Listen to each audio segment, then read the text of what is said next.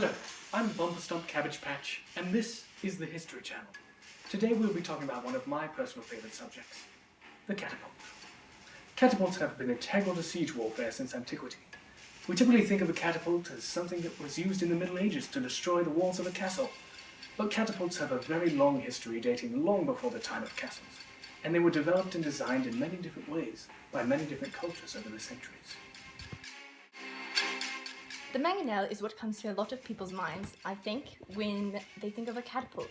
It includes a long wooden arm, or sling, as in earlier models, and the way it works, essentially, is the arm is pulled back from a 90-degree angle, and this stores potential energy because the arm is connected to a tightly wound rope, and this increases tension in the arm and is pulled down. And once the arm is released, it springs back to its original starting point. It stopped abruptly as it hits a block, otherwise it would fling the stone directly into the ground. Of course, the projectile still has inertia and is not connected to the bucket it's in, so it continues along in a parabolic motion towards castle walls or things of this nature. This is an engine of war, after all. Mangonels have a relatively low range compared to a trebuchet, but on the other hand, they are simple to make and easy to move around battlefields. The mangonel is similar to the ballista in that both use rope tension to launch a projectile. Of course, the mangonel isn't designed to shoot arrows, it shoots rocks.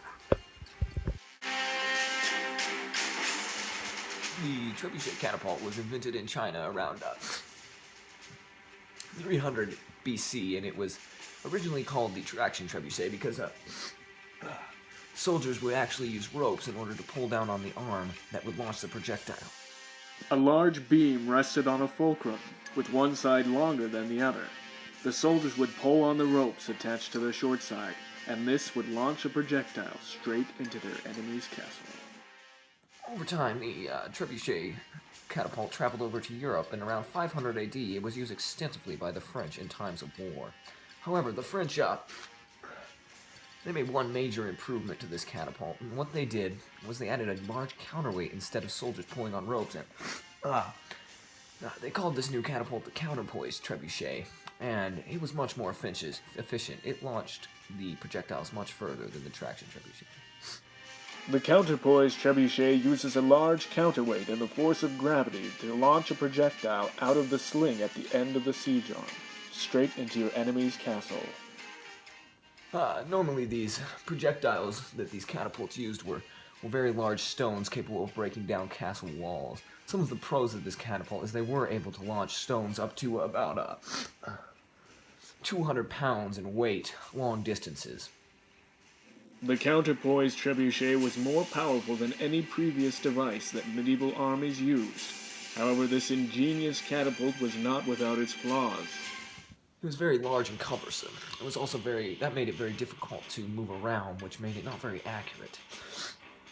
This catapult differs from the other catapults because of instead of simply using rope tension, it uses counterweights and the force of gravity to launch the projectiles.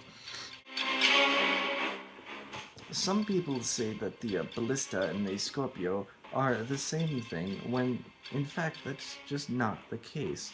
A Scorpio was much smaller. In fact, it could be operated by only one man. In effective hands, it could shoot upwards of 100 meters. Now, and this was even just at a flat angle, no angle at all. Some people think that it was originally invented by the Greeks, but it was most commonly used by the Romans. Due to its smaller size, metal head, and concave arms, the Scorpio was able to shoot with a greater accuracy and power. This meant that in skilled hands, it could shoot bolts with enough force to rip through 2 enemy soldiers at once. It could also shoot up to 100 meters, and if shot in parabolic fashion, could go up to 400. At max speed, the Scorpio could shoot bolts up to 3 or 4 times per minute. Now, this sacrificed accuracy, but that was okay when the Romans used them as artillery barrages on top of hills. They were so effective, in fact, that they could pierce through an enemy shield and still wound the enemy. The Scorpio worked through torsion springs wrapped around wooden poles that would bend back to cock the bolt, just like a ballista, and eventually evolved into today's crossbow. Unlike the trebuchet and the mangonel, This weapon fired arrows and not stones.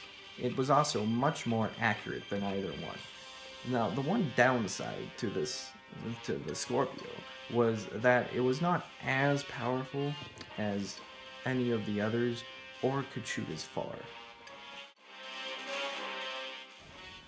Now, the Romans, they took the original design of the Greeks, they improved upon it, and then later throughout history, the Europeans, the medieval Europeans, took this design and they used it, and it became an invaluable engine of war throughout all of medieval Europe.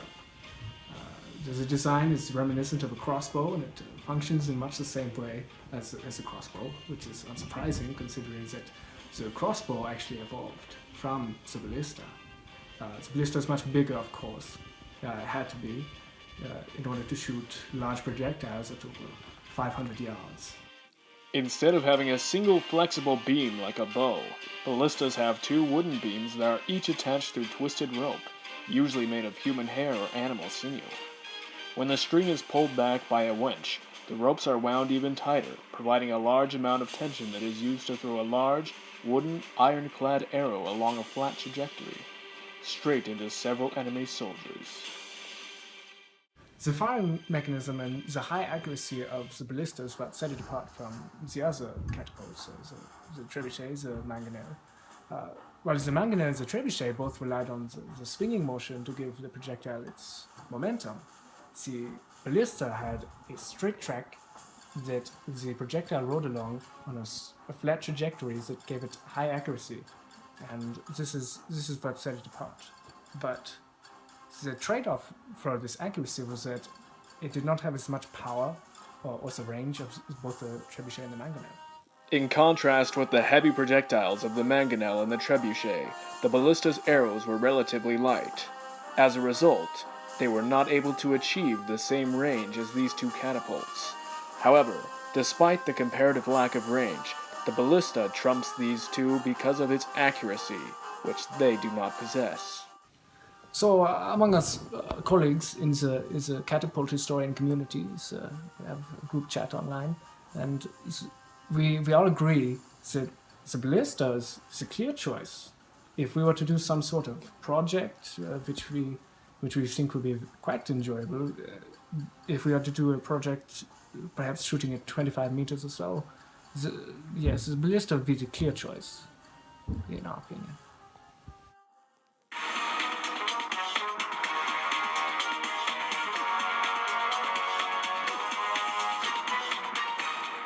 Hello, I am James Sheets, and I would like to take this time to thank you for watching this video today. As you definitely noticed, I was not among you today for the viewing of this production, and I apologize for that. To all my fellow classmates and Mr. Linsgraf, thank you, and happy Thanksgiving. I'm losing it. Give me some more spritz. There we go. Yeah, the trebuchet catapult was invented in Chinese. And make sure you're wiping yourself. Mangonels have relatively low range compared to a trebuchet, would I say? Losing my sweat. Okay. I'm sorry. Come on.